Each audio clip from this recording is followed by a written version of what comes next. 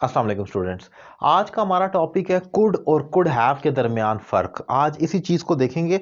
बज़ाहिर तो ऐसा लग रहा है जैसे दोनों का मीनिंग एक ही है, लेकिन ऐसा नहीं है, इन दोनों में फ़र्क है और आज इसी फ़र्क को हमने डिस्कस करना है। असल में कुड का जो ग्रामेटिकल पोजीशन है मॉडल वर्ब है, ये मॉडल ऑक्सिलरी है। लेकिन कुड हैव का इसका जब स्ट्रक्चर बनता है, इसके साथ हैव लगता है तो इसका मीनिंग चेंज हो जाता है। सो पहले कुड को देखते हैं और फिर कुड हैव को देखते हैं, फिर दोनों को आमने सामने रख कर लफ्जी मतलब अगर कुड का देखा जाए तो हम ऐसे कहते हैं सका, सकी, सके। उर्दू की आइडेंटिटी तो इसकी ये है।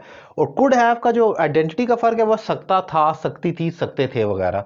अब जरा हम इसकी मीनिंग में जब दाखिल होते हैं तो देखें, मैं अपने दोस्त की मदद कर सका, सका पर खत्म हुआ है, so I could help my friend. Could के साथ वर्ब की हमेशा फर्स्ट फॉर्म आती है, इसके साथ आपने याद, और इसके साथ हमेशा वर्ब की थर्ड फॉर्म आती है कुड हैव के साथ। अब मैं अपने दोस्त की मदद कर सका, आई कुड हेल्प माई फ्रेंड। ये तो सिंपल है कि कर सका और मैंने की। मैं अपने दोस्त की मदद कर सकता था, I could have helped my friend. आपने गौर किया कि दोनों में एक तो लफ्जी डिफरेंस है, वो तो मैंने बता दिया कि कुड है तो कर सका और सकता था हो गया तो कुड हैव हो गया। लेकिन मीनिंग का भी फर्क है, मैं बताता हूं कैसे। देखें, कुड तब इस्तेमाल होगा जब आप कहते हैं कि कोई काम आप कर सके, मैं अपने दोस्त की मदद कर सका। कर सका का मतलब क्या हुआ, अल्टीमेटली एंड रिजल्ट क्या है, कर सके यानी कि एंड क्या हुआ, कर दी या नहीं की। तो कर सका का मतलब है यही है कि एक्शन डन हो गया। सो यहां पर एक्शन डन है, ये हो गया। लेकिन मैं अपने दोस्त की मदद कर सकता था, इट मींस मैं फिर वही सवाल करूंगा अल्टीमेटली क्या हुआ, मदद कर दी या नहीं की। तो जवाब क्या है, एक अनक्लियर आंसर है, हमें नहीं पता। कर सकते थे, आई थिंक सो, मेरा ख्याल है नहीं की, तभी तो आप ये कह रहे हैं कि कर सकता था। अगर कर दी होती तो फिर आप ये ना कहते मैं अपने दोस्त की मदद, मैंने अपने दोस्त की मदद की, या कर सका, सका कहते। लेकिन आप तो कह रहे हैं कर सकता था।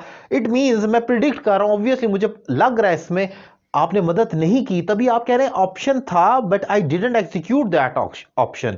तो इसके मीनिंग का ये फर्क है, आप कर सकते थे बट आपने नहीं की, तो फर्क देखें। फिर एक और एग्जांपल देखें, मैं इम्तिहान पास कर सका, तो अल्टीमेटली क्या हुआ, रिजल्ट कर लिया या नहीं किया। तो कर सका का मतलब है मैंने कर ही लिया उसको। So I could pass the exam, आप देख सकते हैं आई कुड वर्ब की first form, I could pass the exam. मैं इम्तिहान पास कर सकता था, फिर क्या हुआ, किया या नहीं किया। मेरा ख्याल है नहीं किया, तभी आप ये कह रहे हैं कर सकता था। अगर कर लिया होता तो ये तो ना कहते कि कर सकता था। इट मींस कि एक ऑप्शन मौजूद था। कुड हैव तब इस्तेमाल होगा जब एक ऑप्शन मौजूद था करने के लिए, लेकिन आपने वो नहीं किया। और अब वही बात है कि जब चिड़ियां चुग गई खेत, अब आप उस गुजरे वक्त रो रहे मैं कर सकता था लेकिन नहीं किया, वट।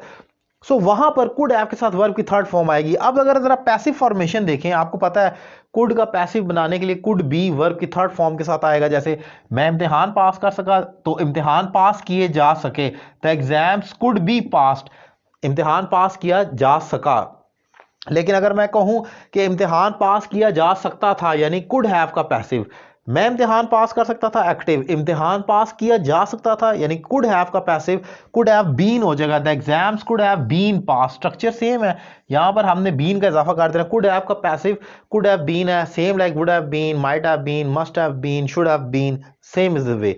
सो आपने फर्क याद रखना है कि कुड और कुड हैव का ये फर्क है, कुड जो आप कर सके और कुड हैव जो कर सकते थे लेकिन नहीं किया।